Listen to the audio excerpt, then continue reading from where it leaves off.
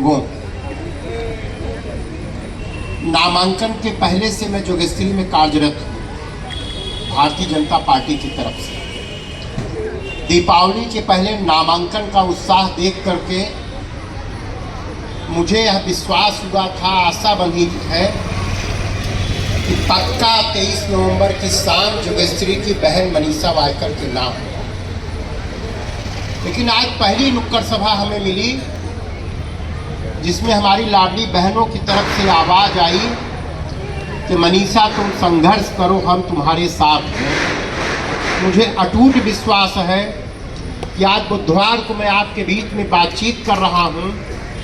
अगले बुधवार 20 नवंबर को मतदान है।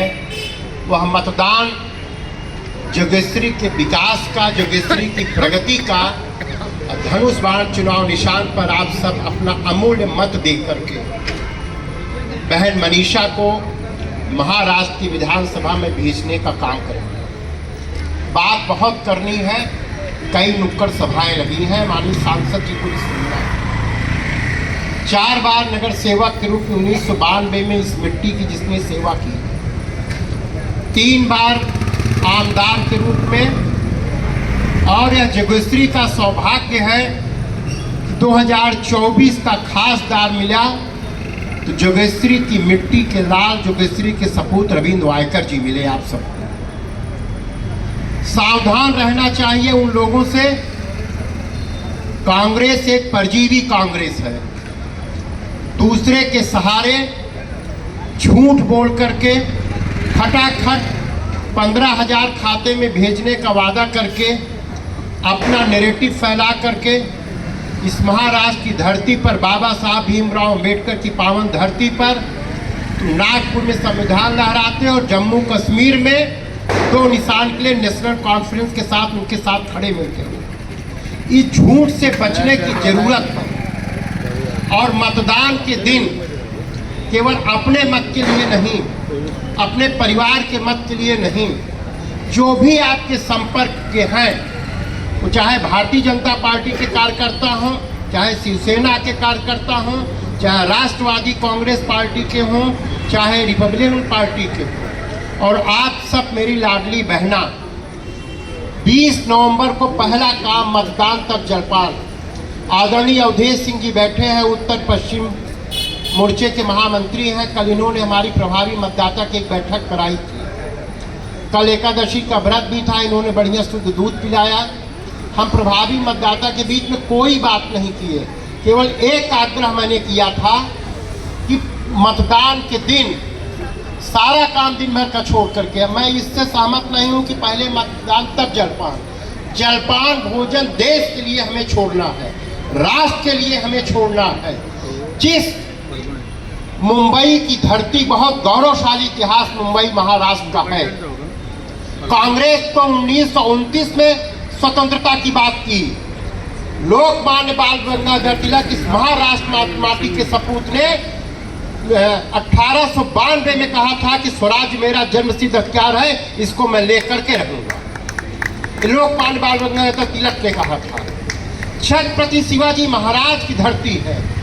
अपनी मिट्टी से, अपने धरती से, अपने समाज से, अपने धर पर मर मिटने की सीख देने वाली यह छत्रपति शिवाजी महाराज के महाराष्ट्र की धरती की चुनौती है। कैसे नैरेटिव वाले यहाँ पर आवे। हम आप सबसे आग्रह करेंगे, बाबा साहब ठाकरे की धरती है, कि जब परिणाम आवे, मेरा एक ही आग्रह है आप सबसे, 20 को मतदान आपको करना है, हम आपके सहयोग में आए, और 23 को मतगणना होगी।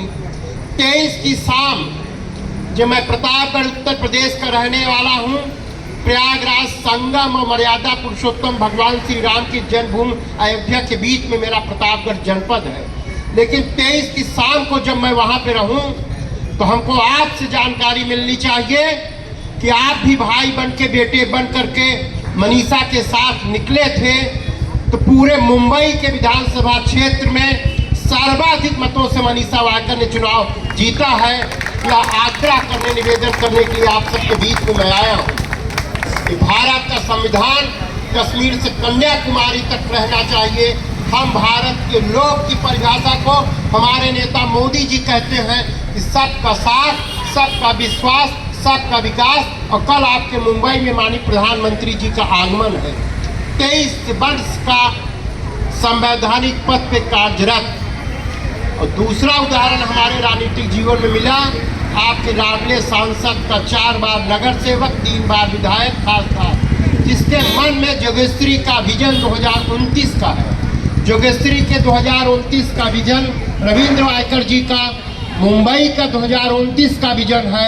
और यही हमारे 2029 मुंबई महाराष्ट्र का विजन 2047 के विकसित भारत के राह को प्रशस्त करेगा, आगे बढ़ाएगा। इन्हीं से बातों के साथ आप सबका, मेरी बहन अभी बोल रही थी, हमें बहुत अच्छा लगा। ये नारा हमारे प्रतापगढ़ का है, क्यों पड़े हो चक्कर में, कोई नहीं है टक्कर में। या उत्तर प्रदेश का नारा महाराष्ट्र में, महाराष्ट्र का नारा उत्तर प्रदेश में, यह जोड़ने के लिए हम इस बाबा साहब ठाकरे, अंबेडकर और लोकमान्य तिलक की मिट्टी पर आग्रह करने आए हैं। उनको रास्ता दिखाने का काम कीजिए, जो उत्तर भारत दक्षिण भारत के नाम पर सत्ता के भूखे लोग राहुल की कांग्रेस बांटने का काम करती है। आइए जोगेश्वरी जिताएं, मुंबई जिताएं, एक भारत श्रेष्ठ भारत, आत्मनिर्भर भारत। मैं मुंबई में 1.5 माह प्रवास करके मैंने देखा है कि मोदी जी ने जो आत्मनिर्भर भारत का संकल्प हम सबको दिया है, उसकी झांकी देखनी हो, लघु भारत देखना हो। हर भाषा भाषी जाति संप्रदाय के लोग इस मुंबई में रहते हैं, सब आत्मनिर्भर हैं। इस मुंबई जोगेश्वरी को जिताने का काम करें। लंबा नहीं भाषण देना चाहता हूँ। 23 के बाद निसंदेह